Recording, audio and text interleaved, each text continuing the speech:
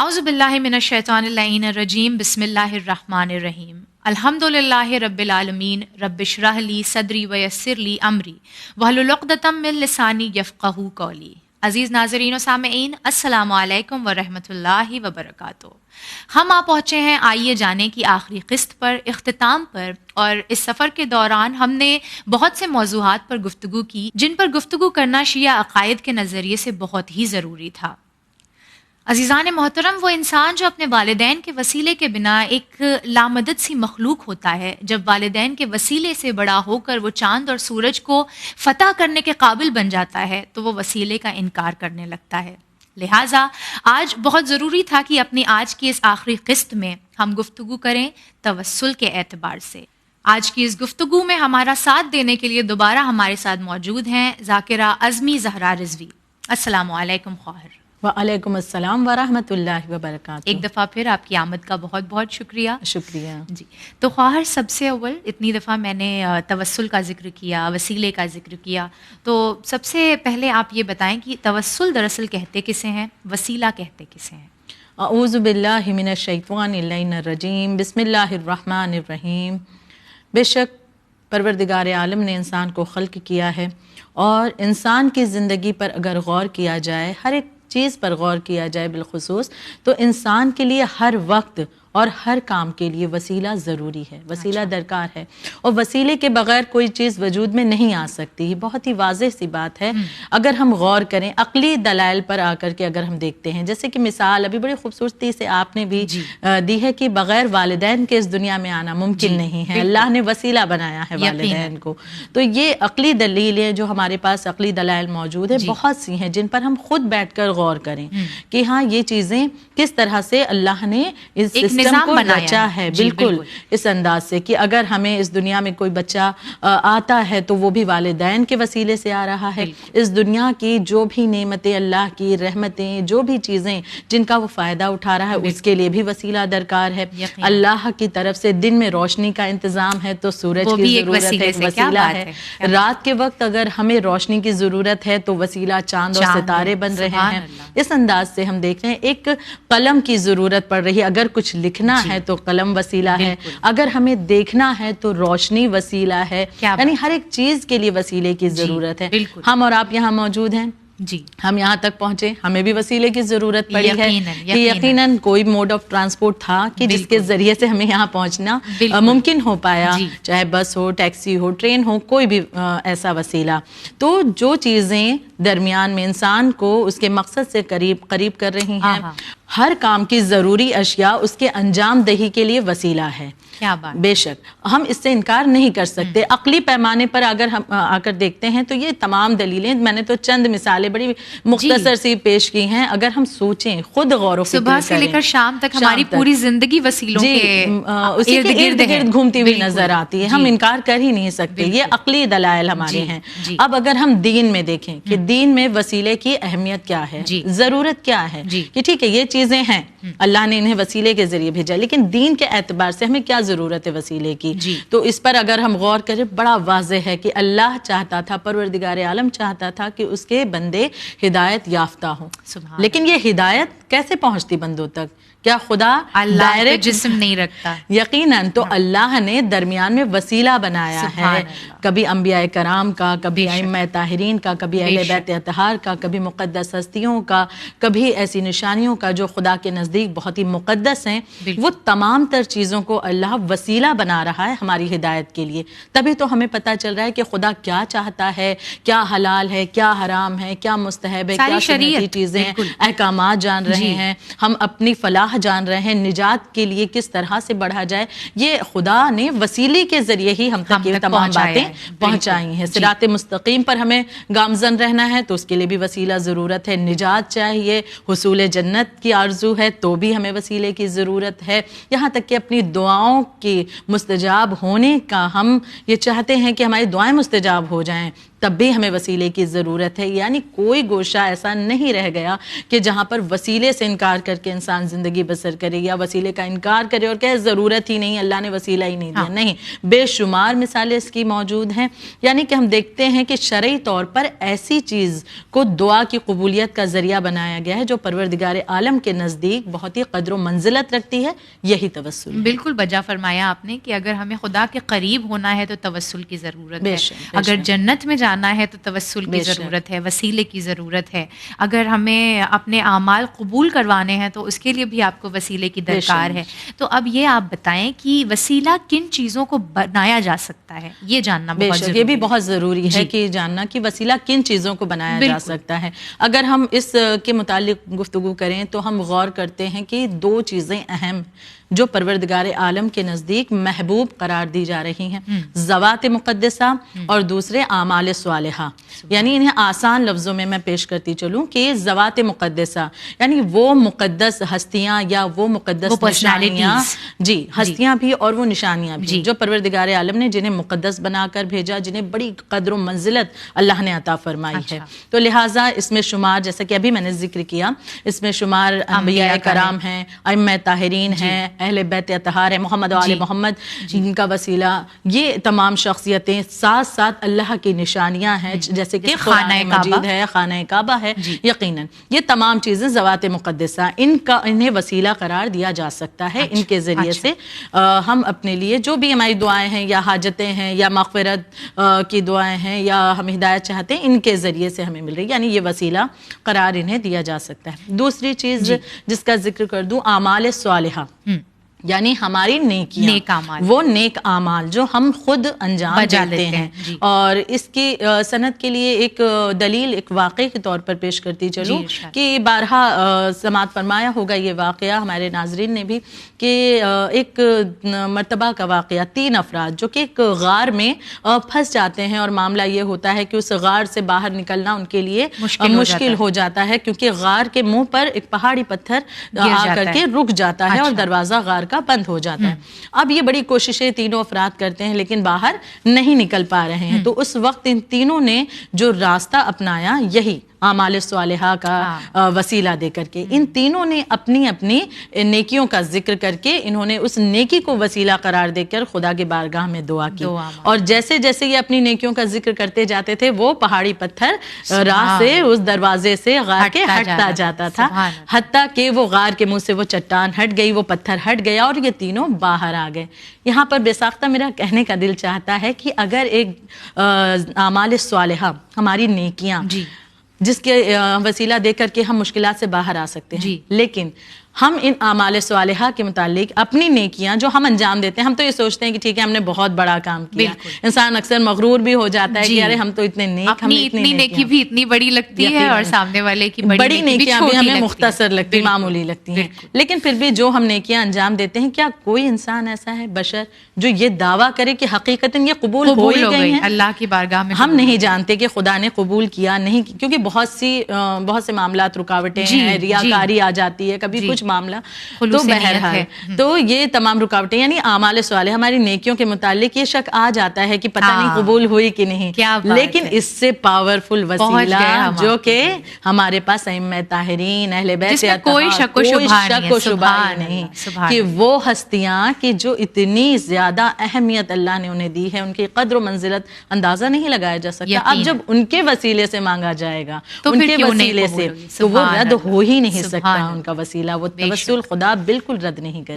لا ریب. جزاک اللہ خیر. بہت ہی عمدہ دلیل آپ نے دی کہ شاید ہمارے اعمال ایک دفعہ ہو سکتا ہے کہ نہ بھی قبول ہو پروردگار کے بارگاہ میں, لیکن یہ کہ اہل بیت طاہرین یا رسول اللہ ہوئے یا پھر انبیاء ہوئے, یہ اللہ کے قریب تر بندے ہیں اور ان کا وسیلہ کبھی رد نہیں ہوتا ہے.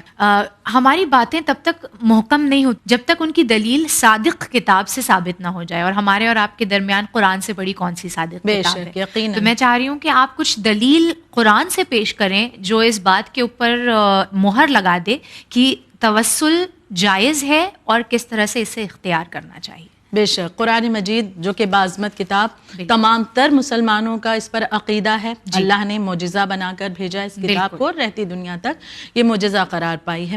ہم بے شک قرآن مجید کی آیتوں کے ذریعے دلیلیں تلاش کرتے ہیں ان اعتراضات کے، کہ اکثر جو لوگ اعتراض کرتے ہیں، بہرحال قرآن کریم میں وسیلے کے متعلق توسل کے لیے متعدد مقامات پر آیتیں نازل ہوئی ہیں، بہت سی آیتیں ہیں جو اس کی دلالت کرتی ہیں، جن میں سے چند کا ذکر کرتی چلوں کہ سورہ مائدہ کی آیت نمبر 35 اس میں ہم دیکھتے ہیں کہ پروردگار عالم ارشاد فرماتا ہے کہ یا ایھا الذین آمنوا اتقوا اللہ وابتغوا الیہ الوسیلہ، یعنی واضح ہے لفظ وسیلہ استعمال واضح ہے، اس کا ترجمہ یہ ہے کہ اے ایمان والوں خدا سے ڈرتے رہو اور وسیلے کی تلاش میں رہو۔ سبحان، یعنی حکم پروردگار عالم کوئی کرے تو کیسے کر سکتے ہیں، کیونکہ یہ حکم پروردگار عالم اور بالکل واضح ہے، بالکل واضح ہے کہ اللہ حکم دے رہا ہے کہ وسیلے کی تلاش میں رہو، یعنی خدا چاہتا ہے کہ وسیلہ تلاش کر کے اس تک پہنچے، خدا کی قربت چاہیے تو وسیلے کے ذریعے، توسل کے ذریعے،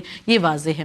دوسری دلیل پیش کرتی ہوں کہ سورہ نساء کی آیت نمبر 64 میں خدا ارشاد فرماتا ہے اس انداز سے کہ وہ لوگ جنہوں نے اپنے نفسوں پر ظلم کیا، اگر وہ تمہارے پاس آئیں اور خدا سے معافی مانگیں اور رسول تم بھی ان کی مغفرت چاہو، تو بے شک وہ لوگ خدا کو بڑا توبہ قبول کرنے والا اور مہربان پائیں گے۔ یعنی کہ یہ آیت اشارہ کر رہی ہے رسول اللہ صلی اللہ علیہ وآلہ وسلم کے مغفرت کے متعلق، وسیلہ قرار دینے کے متعلق۔ تو اب یہاں پر ہم دیکھتے ہیں کہ اس آیت میں بھی وضاحت کر دی گئی کہ رسول اللہ کے ذریعے سے مغفرت ہو سکتی ہے، مغفرت کے لیے اس اعتبار سے، یعنی یہ بھی دلیل محکم ہے ہمارے پاس موجود ہے۔ تیسری دلیل سورہ یوسف کی آیت نمبر 97 اور 98 میں ہمیں ملتی ہے کہ جب اولاد یعقوب نے اپنے والد جناب یعقوب علیہ السلام سے عرض کیا تھا کہ اے پدر بزرگ، خدا سے ہمارے گناہوں کی مغفرت کے لیے دعا کریں، بے شک ہم گنہگار ہیں۔ یعقوب علیہ السلام نے فرمایا کہ بے شک میں خدا سے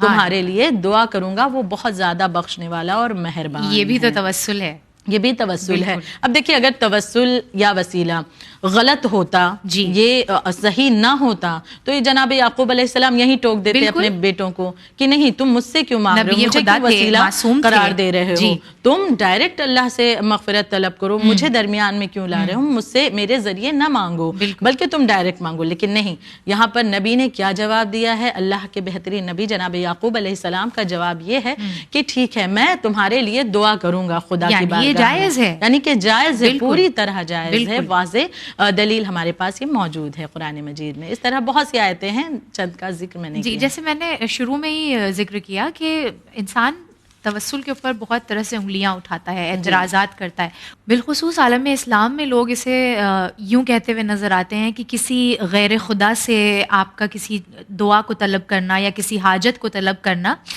گویا شرک ہے اور بدعت ہے۔ تو اس اعتراض کا آپ کس طرح سے جواب دینا چاہیں گی؟ اس کے جوابات بھی قرآن مجید کے ذریعے پیش کرتی چلوں، اور پہلے شرک جو الزام لگایا جاتا ہے، جو اعتراض کیا جاتا ہے کہ توسل جو ہے وہ شرک ہے، تو شرک کہتے کسے ہیں؟ شرعی طور پر اگر ہم دیکھیں تو چند خداؤں کا اعتقاد یا بت پرستی کرنا یا پروردگار عالم اللہ وحدہ لا شریک کے برابر کسی کو سمجھنا، نعوذ باللہ کہ ان کے برابر کسی کو سمجھنا، تو یہ تمام باتیں شرک میں شمار ہوتی ہیں، جو کہ بہت بڑا گناہ ہے، اس کی معافی نہیں ہے شرک کی۔ لہٰذا ہم دیکھتے ہیں کہ جو توسل کا معاملہ ہے بالکل اس سے منحرف ہے، بالکل ہٹ کر ہے توسل۔ یہ جو لوگ اعتراض کرتے ہیں کہ نہیں توسل تو شرک ہے، وہ کس طرح سے اعتراض کرتے ہیں جبکہ توسل کا معاملہ بالکل شرک سے مختلف ہے۔ ہم مانگ اللہ سے ہی رہے ہیں، بالکل۔ شرک میں معاملہ یہ ہے کہ اللہ کے علاوہ کسی سے مانگا جا رہا ہے، اللہ کے علاوہ کسی سے مدد چاہ رہے ہیں کہ خدا ہمیں چاہیے نہیں، خدا کے علاوہ کوئی اور ہے جو دے دے گا، یا بت پرستی وغیرہ جو کرتے ہیں جن کا عقیدہ ایسا ہوتا ہے۔ لیکن توسل کا معاملہ یہ ہے کہ خدا تک پہنچنے کے لیے ہی ہم درمیان میں جو اس کی محبوب ترین چیزیں ہیں ان کو ذریعہ بناتے ہیں تاکہ ہم خدا کے قریب ہو سکیں، اس خدا تک ہی پہنچنا کرنا ہے ہم کو، لیکن ہم اس معاملے میں کوئی رکاوٹ نہ آنے پائے، اپنے خدا سے قریب ہو جائیں، ہماری دعائیں خدا سے قریب ہو جائیں، اس لیے ہم درمیان میں وسیلہ قرار مقدس ہستیوں کو دیتے ہیں یا اعمال صالحہ کو دیتے ہیں. تو یہ بالکل مختلف سی بات ہے اس سے.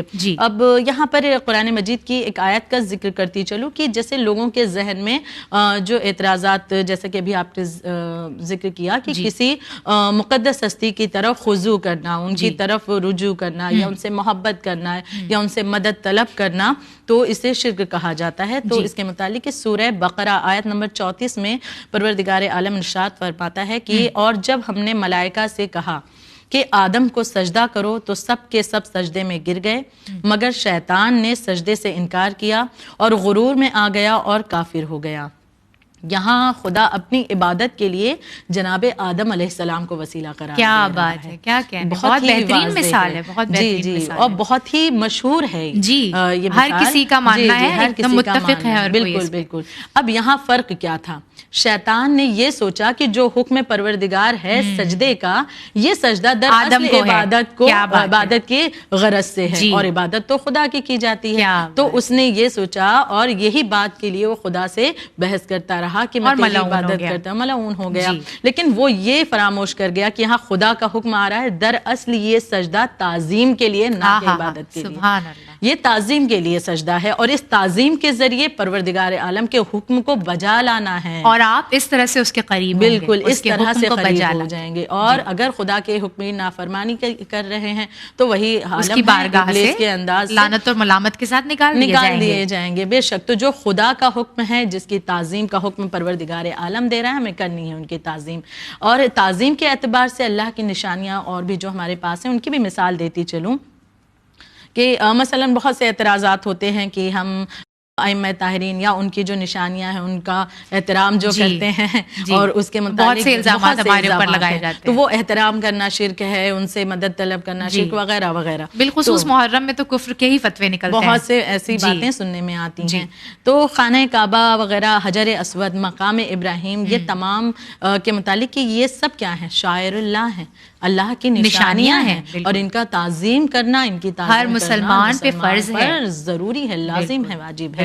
سورہ حج اس کی دلیل پیش کر رہا ہے. سورہ حج میں آیت نمبر 32 میں ذکر ہے کہ جس نے اللہ کی نشانیوں کی تعظیم کی تو بے شک یہ دلوں کی پرہیزگاری سے حاصل ہوتی ہے. سبحان اللہ. یعنی اگر جو اللہ کی نشانیوں کی تعظیم کر رہا ہے، واضح متقی ہے، وہ پرہیزگار ہے، دل اس کا پاکیزہ ہے، تبھی وہ اس معاملے پر آ پہنچا ہے کہ وہ تعظیم کر رہا ہے. جیسے کہ حجر اسود کی مثال میں نے دی. خانہ کعبہ جاتے ہیں، ہر مسلمان جاتا ہے، زیارت اللہ کے گھر کی کرنا چاہتا ہے. مقام ابراہیم پر ہم موجود ہوتے ہیں، حجر اسود کا بوسہ لیتے ہوئے لوگ نظر آتے ہیں، حجر اسود کی تعظیم کرتے آتے ہیں. کوئی مسلمان ایسا ہے کہ جو یہ کہتا ہوا نظر آئے؟ کسی نے جسارت بھی نہیں کی ہے کہ حجر اسود کی توہین کرے یا یہ کہے کہ نہیں یہ شرک ہے، اس کو چومنا یا اس کے بوسے لینا شرک ہے. یقیناً. تو یہاں کہنا چاہوں گی کہ اگر ایک پتھر خدا حکم دے بحکم خدا، اگر ایک پتھر تعظیم کے قابل ہو سکتا ہے تو اس پتھر کی کیا بساط ہے وہ ہستیاں کہ اللہ نے جن کے صدقے میں سب کچھ خلق کیا، وہ پنجتن پاک محمد و آل محمد اہل بیت اطہار، وہ تو سب سے مقدس ہستیاں ہیں. ایک درود ہو جائے، اللہم صلی علی محمد و آل محمد وعجل فرجہم. جزاک اللہ خیر.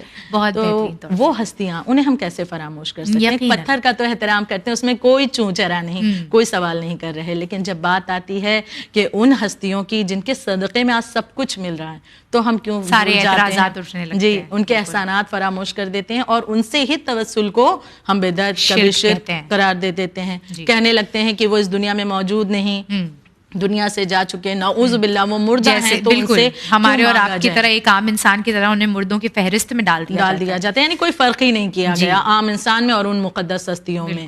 تو لہٰذا اب اس کے متعلق بھی قرآن مجید میں بارہا ہم نے پڑھا ہے کہ شہید زندہ ہوتا ہے اور وہ اللہ کے گھر سے رزق پاتا ہے. تو جو اللہ کی جانب سے رزق پا رہا ہے، جسے اللہ پاور دے رہا ہے، شہید کو اللہ بہت سے اختیارات دیتا ہے، تو اب وہی پروردگار عالم اس شہید کے ذریعے سے ہماری کتنی دعاؤں کو قبول کر سارے سکتا پاورز میں سے ایک پاور یہ بھی ہے کہ وہ شفاعت کرا سکتے ہیں. وہ توسل ہم ان سے کریں. بے شک وہ محمد و آل محمد جو اس دنیا میں ہماری نگاہوں کے سامنے نہیں ہیں لیکن وہ زندہ ہیں, کیونکہ اللہ کے گھر سے وہ رزق پا رہے ہیں, شہادت کا درجہ انہیں اللہ نے عطا فرمایا. تو بے شک یہ بہترین ہستیاں ہم فراموش نہیں کر سکتے, اور یہ غلطی بھی نہ کریں کہ انہیں عام فہرست میں شامل کریں. جی تو بہت ہی صاف طور پر یہ ثابت ہو گیا کہ ہمارا توسل کرنا یا کسی وسیلے کو اختیار کرنا شرک قطعاً نہیں ہے, قطعاً نہیں ہے, ہرگز نہیں ہے.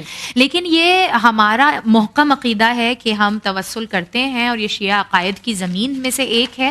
مگر فقہ جعفریہ کے علاوہ بھی کیا عالم اسلام کے دیگر فرقوں کی کتابوں میں بھی توسل اور وسیلے کی نسبت سے کوئی محکم احادیث یا روایتیں ملتی ہیں؟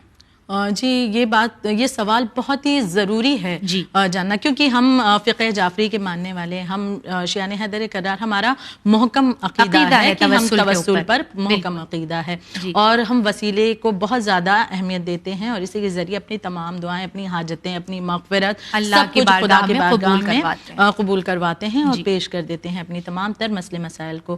لیکن جب ہمیں ضرورت ہے کہ دیگر فرقوں کے درمیان بھی کیا دلیلیں اہمیت ہے اور انہیں بھی جاننا ضروری, کیونکہ ہم اپنی باتوں کو اگر پیش کریں تو ہو سکتا ہے کہہ دیا جائے کہ بھائی آپ تو مانتے ہی ہیں, آپ تو مانتے ہی ہیں تو آپ اپنی دلیلیں, لیکن ہم اپنے دیگر برادران کی فرقوں سے, ان کی مسلک سے کچھ دلیلوں کو پیش کریں تو یہ ہمارے عقیدے کے لیے, خاص کر بالخصوص ان کے لیے جو اعتراض کرتے ہیں اس بات پر توسل کے متعلق, تو ان کے لیے ضروری ہے کہ واضح ہو جائے یہ شک و شبہ.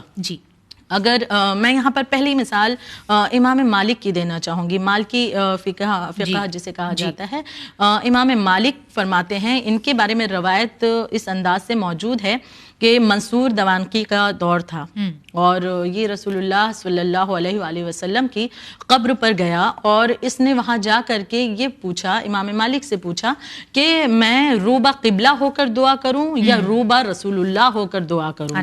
یعنی یہ شک ظاہر کر رہا ہے کہ میں تو دعا قبلہ رخ ہو کر کرنا چاہتا تھا, لیکن اب میں یہاں پر قبر رسول پر موجود ہوں, تو کیا میں مطلب ایک ان کو قبلہ بناؤں, حقیر مان رہا ہے وہ کہ کیا میں قبر رسول سے اس طرح سے دعا کروں. تو اب اس کے جواب پر امام مالک نے کیا کہا ہے کہ امام مالک نے اس کے شک میں جو کہ مبتلا ہے منصور دوانقی, انہوں نے فرمایا امام مالک نے کہ کیوں اپنے چہرے کو ان سے موڑتا ہے, وہ تیرے اور تیرے باپ حضرت آدم علیہ السلام کا وسیلہ ہیں. سبحان اللہ. اور روز قیامت تک ان کی طرف منہ کر کے ان کو اپنا شفیع قرار دے, خدا ان کی شفاعت کو قبول کرتا ہے. یعنی امام مالک نے بھی اس بات کو واضح کر دیا ہے کہ توسل یا وسیلہ کتنا اہم ہے, کتنا ضروری ہے. رسول اللہ سے وسیلہ کرنا, ان کے ذریعے سے خدا کے قریب ہونا, انہوں نے واضح کر دیا. دوسری دلیل سوائق محرقہ میں حضرت شافعی سے پیش کرنا چاہوں گی. ان کے 2 شعر نقل کیے گئے ہیں سوائق محرقہ میں حضرت شافعی کے, جس کا مفہوم یہ ہے کہ خاندان رسول اکرم خدا کی بارگاہ میں میرا وسیلہ ہے. دیکھیے غور کیجئے گا, خاندان رسول اکرم, صرف رسول اللہ کو نہیں کہا جا رہا, فقط نہیں, خاندان رسول اکرم خدا کی بارگاہ میں میرا وسیلہ ہے. ان کے ذریعے سے امیدوار ہوں کہ میرا نام اعمال داہنے ہاتھ میں دیا جائے. ہم سب کی دعا ہوتی, ہر مسلمان یہی دعا کرتا ہے کہ خدایا نام اعمال ہمارا داہنے ہاتھ میں عنایت فرمانا, جس کے معنی یہ ہوتے ہیں کہ ہمارے اعمال قبول ہو گئی, ہم کامیاب ہو گئے, ہماری نجات ہو گئی, اب ہمیں جنت ملے گی. یہ تمام چیزیں ہیں. بائیں ہاتھ میں ملنا یعنی کہ وہ معاملہ صحیح نہیں ہے کہ اب عذاب کا وہ انسان مستحق قرار پائے گا. تو یہاں پر یہ فرماتے ہیں کہ خاندان رسول اکرم خدا کی بارگاہ میں میرا وسیلہ ہے, یعنی اہل بیت اطہار کی اہمیت کو بھی واضح کیا ہے. تو لہٰذا یعنی حضرت شافعی کی بھی محمد و آل محمد کے وسیلے سے امید لگائے ہوئے ہیں کہ نام اعمال انہی کے ذریعے سے سیدھے ہاتھ میں ملے گا. اب تیسری دلیل قصیدہ نعمانیہ میں ابو حنیفہ سے موجود ہے کہ ابو حنیفہ رسول خدا کی خدمت میں اشعار پیش کرتے ہیں کہ میں آپ کی بخشش کا امیدوار ہوں, اور آپ کے سوا مخلوق میں ابو حنیفہ کا کوئی وسیلہ نہیں ہے. یعنی انہوں نے بھی توسل کے متعلق اپنی دلیل کو پیش کیا ہے, اقرار کیا ہے رسول اللہ کی ذات کا. یعنی یہ تمام دلیلیں ہمارے پاس موجود ہیں جنہیں ہم دیکھ رہے ہیں کہ اس طرح سے واضح طور پر پیش کیا جا رہا ہے. تو خواہر یہ بات صاف ہو گئی کہ وسیلے کی چاہے وہ ہمارے فقہ جعفریہ میں ہو یا پھر چاہے ہمارے دیگر برادران یا دیگر فرقوں کی کتابوں میں ہو، اس کی محکم دلیلیں موجود ہیں، اور ان کی اعلیٰ شخصیتوں نے بھی اس کا اعتراف کیا ہے. یعنی اللہ کی قربت حاصل کرنے کا ایک بہترین ذریعہ ہے توسل. اب آخر میں بس جو آخری سوال میں چاہ رہی ہوں وہ یہ آپ بیان کریں کہ بہترین وسیلہ کسے بنایا جا سکتا ہے. بے شک کافی حد تک اس کا جواب آپ نے پچھلے سوال میں دے دیا، مگر اگر آپ اور بہتر طور سے اسے واضح کرنا چاہیں. پھر اسی میں وہی انداز کے ذریعے اپنا جواب پیش کرنا چاہوں گی کہ پہلے قرآن پھر حدیث، کہ قرآن مجید کیا حکم دے رہا ہے، قُلْ لَا أَسْأَلُكُمْ عَلَيْهِ أَجْرًا إِلَّا الْمَوَدَّةَ فِي الْقُرْبَى. یعنی محبت کس کی، ہمیں یہاں پر اجر رسالت کس کی محبت ہے واضح کیا جا رہا ہے. بالکل. تو اب ان کے ذریعے محمد و آل محمد کا وسیلہ سب سے بہترین ہے، جن کے متعلق رسول خدا صلی اللہ علیہ وآلہ وسلم ارشاد فرما گئے کہ انی تارکم فیکم الثقلین کتاب اللہ و عطرتی، یعنی کہ اللہ کی کتاب اور عطرت رسول، یعنی پھر وہی معاملہ اہل بیت اطہار، یعنی سب سے بہترین ذات، سب سے بہترین وسیلہ جو ہے وہ محمد و آل محمد کی ذات، کہ جن کے ذریعے جناب آدم علیہ السلام کی توبہ قبول ہوئی، جن کے ذریعے جناب نوح کو نجات ملی، جن کے ذریعے جناب یونس کو تاریکیوں سے نکلنا ممکن ہو پایا، جن کے ذریعے جناب ایوب علیہ السلام کو شفا ملی، جن کے ذریعے جناب یوسف، جناب یعقوب علیہ السلام کا فراق ختم ہوا اور ان کا ملنا ممکن ہو پایا، ان کی دعائیں قبول ہو پائیں. یہ تمام اور بھی بہت سی اس کے لیے دلیلیں موجود ہیں. لہٰذا ہر ایک نبی کے لیے ضروری تھا کہ پنجتن جبکہ وہ انبیاء تھے، وہ بھی انبیاء تھے، جبکہ وہ انبیاء تھے، ان کی ذاتیں خود اللہ کے کتنے قریب تھیں، وہ خود کیسی ذوات مقدس تھے کہ اللہ نے انہیں اپنی نشانی بنا کر اتارا تھا. اس کے باوجود انہیں وسیلے کے لیے خاتم الانبیاء کا مرتبہ تمام نبیوں میں سب سے اعلیٰ، رسول اللہ کا مرتبہ سب سے اعلیٰ، ان کے اہل بیت اطہار بہت ہی بافضیلت. تو اب انہی کے ذریعے یہ بہترین اللہ کی سب سے اعلیٰ مخلوق، یقیناً تو بہترین ذریعہ ہمارے توسل کا، وسیلے کا یہی ذات ہیں، یہی ذوات مقدسہ جن کے ذریعے سے اللہ کی بارگاہ سے مشکلات کو آسان کرا سکتے ہیں، دعائیں قبول کرا سکتے ہیں، جنت کی دعا مانگ سکتے ہیں، اعمال ہمارے جو ہم بھٹکے ہوئے راستے پر ہیں اسے ہمیں اپنے آپ کو نیک راہ پر لانا ہے، اس کے لیے خدا سے دعا کریں. ہر ایک چیز، ہر ایک مسئلے کا حل ان کی ذات گرامی کے توسل سے حاصل ہو سکتا ہے. سبحان اللہ. جزاک اللہ خواہر، بہت ہی بہترین انداز سے آپ نے سوالوں کا جواب دیا، نہ صرف ہمارے آج کی اس قسط میں بلکہ دیگر ایپیسوڈز میں بھی آپ نے بہت اچھے سے ہمارے اس پروگرام میں ہمارا ساتھ نبھایا. اللہ آپ کو جزائے خیر سے نوازے اور ہمیں اور موقع دے کہ ہم آپ سے اسی طرح سے آپ کے علم سے استفادہ حاصل کرتے رہیں. انشاءاللہ. شکریہ. عزیز ناظرین، آپ کا بہت بہت شکریہ ہمارے اس پروگرام کو دیکھنے کے لیے. انشاءاللہ ہم پھر سے حاضر خدمت ہوں گے آپ کے ایک نیا ٹاپک لے کر، ایک نیا موضوع لے کر، ایک نئی سوچ و فکر لے کر، ایک نئی کوشش لے کر. تب تک کے لیے میں سید نظر فاطمہ لیتی ہوں آپ تمام سے وداع. دیکھتے رہیے چینل ون، اور ساتھ ہی ساتھ اگر چینل ون کے کوئی پروگرامز آپ سے مس ہو گئے ہیں، چھوٹ گئے ہیں، تو انہیں دیکھنے کے لیے سبسکرائب کیجیے ہمارے یوٹیوب چینل کو، اور نہ صرف پروگرامز کو دیکھیے بلکہ انہیں لائک بھی کیجیے. میں نظر فاطمہ لیتی ہوں آپ سے وداع. فی امان اللہ.